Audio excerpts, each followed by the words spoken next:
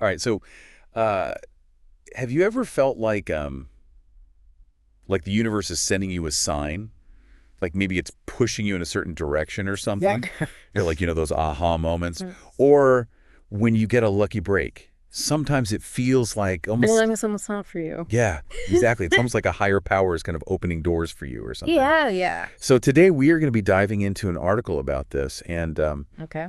it actually claims to know the signs that God is working in your life. Okay. I know that might sound a little out there for some people, but Yeah. I think it's really interesting to think about, even if we interpret these signs a little more secularly. Yeah, I think there's a lot of universal appeal to that idea of, are we on the right path? Are we where we're supposed to be? And Mm. are there these kind of signposts along the way that we can Yeah, recognize? exactly. So let's take a look at the article and see what kind of universal wisdom we can take from it. Okay, sounds good. So the article starts with these amazing stories about unexpected opportunities. It's like people suddenly get their dream job offer, Oh, wow. or they bump into like the perfect mentor totally out of the blue. Oh, that's awesome. And even these huge, long-standing arguments just miraculously resolve themselves overnight. Oh, wow. It's all very, bam, a miracle occurred. Right. But let's be real, how often does life actually work that way? Yeah, you don't often see that kind of Hollywood ending in real life, right? It's easy to think it's just luck or divine intervention. Yeah, totally. But what if there's something else going on underneath the surface? What if instead of focusing on that sort of miracle aspect, Yeah. we look for those subtle ways that preparation and chance actually kind of come together? Okay, I like that. Like, for example, the article talks about landing a job that just totally aligns with your passions. Right. But think about a time when that happened to you. Were Yeah. you just sitting around waiting for that opportunity to just fall in your lap? Or were you actively, building your skills and getting experience and making yourself the ideal candidate? Oh, so it's more about putting in the work behind the scenes. Exactly. It's that old saying, right? Luck is what happens when preparation meets opportunity. Yeah, totally. And sometimes that preparation is also about, expanding your network and being open to advice from unexpected sources and even just putting yourself out there, right? Right. The article talks about those chance encounters that lead to mentorship. Yeah. Well, that chance encounter might not have been so random if you were, really active in your field or going to industry events Yeah. or even just like talking to people outside your normal circle. Right. So like networking, even with people you don't know that well, is really important. Yeah, exactly. You never know where those valuable connections are going to come from. Total. And then the article talks about these conflicts that just suddenly resolve themselves. Yeah, those can be really surprising. They really can, but Yeah, do they actually just happen out of nowhere? it's rare. Yeah. I think usually there are some things happening behind the scenes that lead to that kind of breakthrough. Right. So instead of these walls crumbling overnight, like the story of Jericho, Yeah. maybe it's more about noticing those little cracks that were already there. Yeah, like did somebody soften their position? Did some new information come to light? Mm. And think about a time when a conflict in your life just seemed to resolve itself. Okay. Looking back, can you see any internal shifts? Maybe even just a change in your own perspective that could have made that resolution possible. Wow. Yeah. I think we often forget about how much those internal shifts impact things. Totally. And sometimes just changing how you look at the situation or being more understanding instead of judgmental, Hmm. or even just letting go of the need to be right can make such a difference. Yeah. And you never know, it might lead to an unexpected breakthrough. So it's less about hoping for a miracle and more about being the kind of person who can navigate these challenges and create those moments of luck. Exactly. It's like we're planting the seeds for positive change, and sometimes those efforts show up in ways we never could have predicted. Okay, so this next part is really interesting because it's something I think we all love. Okay. What's that? It's about abundance. Oh, yeah. The article talks about times when resources magically appear right when we need them. Okay. Like a sudden raise or unexpected help, almost like manna from heaven. Like winning the lottery or Oh, something? yeah, kind of. Who hasn't wished for that kind of intervention every now and then? Right. But is it really just the universe showering us with blessings? Hmm.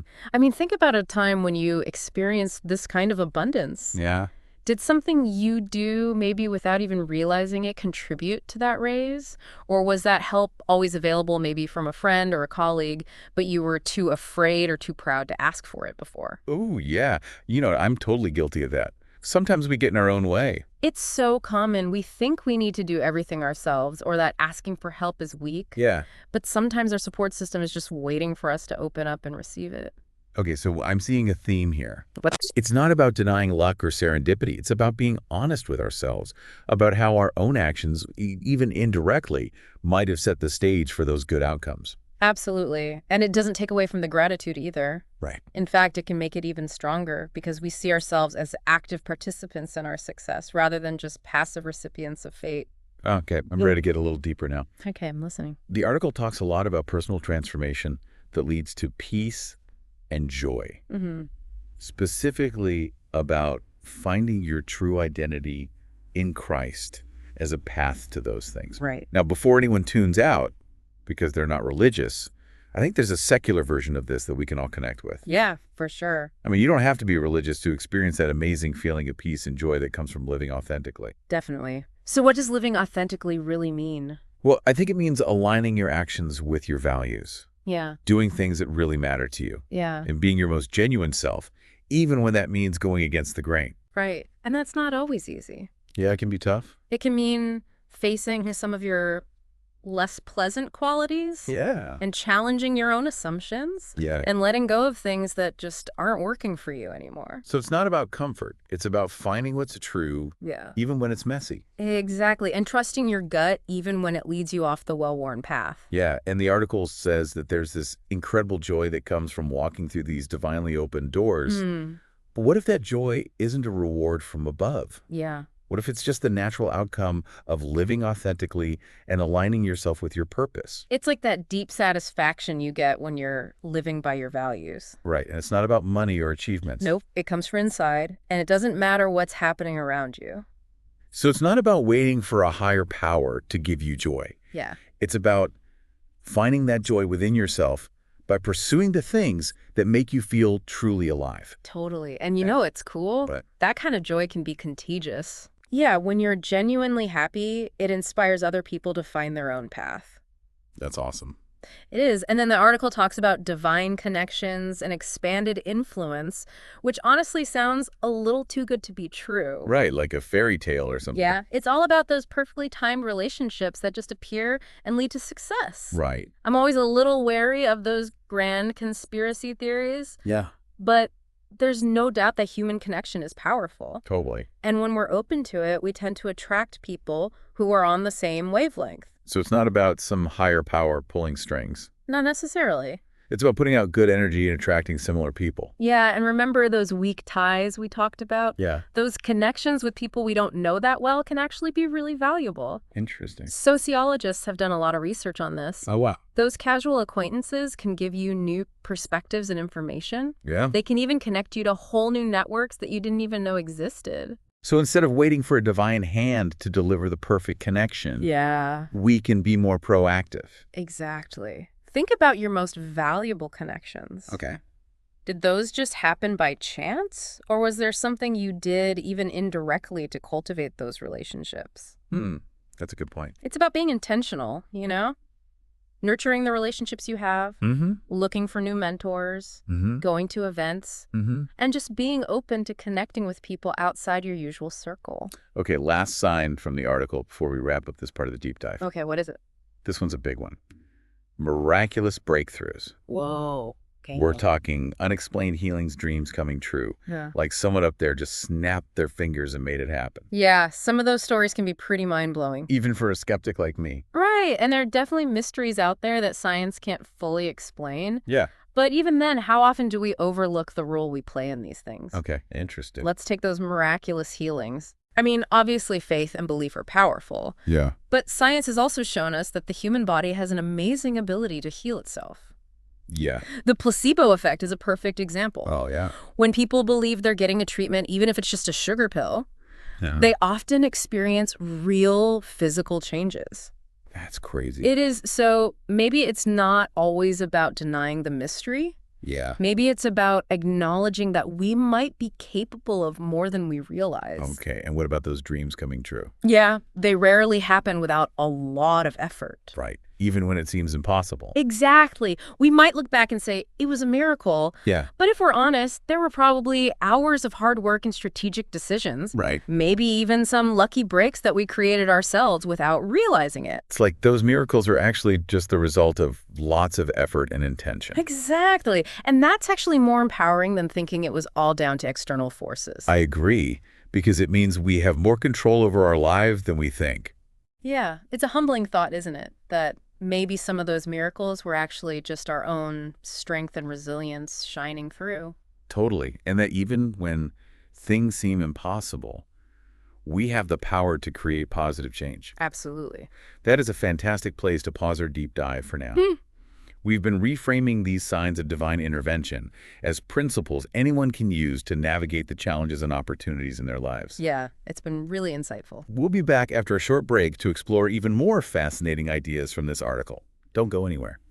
Welcome back. I'm already feeling like my perspective is shifting just thinking about this. We too. It's like we've always been told to look for answers outside of ourselves. Yeah. But maybe the real magic is inside us all along.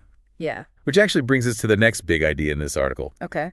It's about how walking through these divinely open doors leads to a profound inner transformation. Yeah, the article uses a lot of religious language here, Right? talking about finding your true identity in Christ and how that brings serenity and purpose. But I think we can all relate to those moments when everything just seems to click into place. Yeah, like when you suddenly feel aligned with your purpose. Like you're finally living in accordance with your true self. It's like coming home. Right. But it's not about returning to a place. Yeah, It's about returning to yourself. that's a great way to put it. And it's not always easy. No, not at all. It can mean facing some of our darker sides Yeah, and challenging the things we think we know. right. And letting go of things that aren't serving us anymore. So it's not about being comfortable. No. It's about finding the truth even when it's messy. Exactly. And trusting your inner voice even when it leads you in a different direction. Yeah, and the article talks about this amazing joy that comes from walking through those divinely open doors. Yeah. But what if that joy isn't a reward from God? What if it's just the natural result of living authentically and aligning yourself with your true purpose? I think it's about that deep satisfaction you feel when you're truly living in line with your values. Mm-hmm. And it's not about achievements or possessions. Right. It's a feeling that comes from within no matter what's going on around you. So it's not about waiting for permission to experience joy. No. It's about cultivating that joy by pursuing the things that make you feel truly alive. Yeah, and you know what's interesting? What? That kind of joy can be contagious. Oh, really? Yeah, when you're truly happy and passionate, it inspires other people to find their own path. Oh, I love that. Me too. Yeah. And then the article goes on to say that when you walk through those divinely open doors, you'll find yourself with an expanded influence Okay. and the ability to make a positive impact on the world. Now, I know that sounds a little bit grandiose, Yeah. but I think there's something really powerful here that goes beyond the religious context. Yeah, I think it speaks to that basic human desire to make a difference, Totally. to leave the world a little better than we found it. Right, and the article focuses on spreading the gospel and sharing the love of Christ. Yeah. But maybe in a more secular context. It's about aligning your actions with your values in a way that creates positive change. Yeah, and that can look different for everyone. Exactly. So it's not about converting people to a specific belief system. Right. It's about living those values in a way that inspires others to do the same. Totally. And that can be anything from advocating for social justice to creating art that uplifts people, or even just being kind and compassionate in your everyday life. It's like we're all connected. Yeah. And even the smallest actions can have a ripple effect. Right. And when we choose to act with love and integrity, Yeah. we're making the world a better place one interaction at a time. It's a beautiful idea. It is. And it's not about waiting for some divine calling to start making a difference. No. It's about recognizing that we have the power to create positive change in every moment. Right. In every choice we make. Yeah. Okay. So I love this idea of divine intervention as something we actually participate in. Yeah. But before we wrap up this part of the deep dive, I want to talk about one more theme from the article that really stood out to me. What's that? It's this idea of experiencing supernatural peace, even when everything around you is chaotic and uncertain. Yeah, the article says this peace comes from faith. Right. from knowing that God is in control. And for some people, that belief is everything. Yeah. But even if you're not religious, there are ways to cultivate a sense of inner peace that feels almost supernatural. It's like this deep calmness that comes from knowing that everything is happening as it should. Yeah. Even when it doesn't make sense. Even when it's hard. And there's actually a lot of science to back this up. Oh, really? Yeah, things like mindfulness and meditation. Even just focusing on the things you can control instead of the things you can't. Right. All of those things can reduce stress and help you regulate your emotions. Interesting. So it's not about pretending that challenges don't exist. No. It's about developing the inner strength to handle them with grace. Like learning to surf the waves instead of getting knocked over by them. Exactly. And that's something anyone can learn. Yeah. Think about a time when you faced a really difficult challenge, Okay. but you were able to stay calm even though everything around you was falling apart. Yeah. What helped you stay centered in that moment? What did you learn from that experience that might help you handle future challenges? Those are great questions. Yeah, because whether you call it a gift from God or a skill you've learned, that ability to find peace in the midst of chaos is incredibly valuable. Totally. It helps you ride the ups and downs of life. This conversation has been so eye-opening. It really I'm has. starting to see how these religious concepts can actually be reframed as universal principles for growth and transformation. Me too. But before we move on to the final part of our deep dive, I want to hear from you. Oh. What are some of the signs you've experienced in your own life? Yeah. Maybe moments that felt like divine intervention or just incredible synchronicities that led you to where you are today. I'd love to hear about it. Share your stories in the comments, and let's keep this conversation going. We'll be right back to wrap things up. All right, so we're back for the final part of our deep dive. You know, we've been talking about these signs of divine intervention. Yeah. But with a little twist, right? Yeah, exactly. We've been looking at how, even if you're not religious, these ideas can still be really helpful. Yeah, they can teach us a lot about creating positive change in our lives. And it's funny because even though this article is all about Christian faith, Right. one of the things that really stuck with me is this idea of finding your true identity.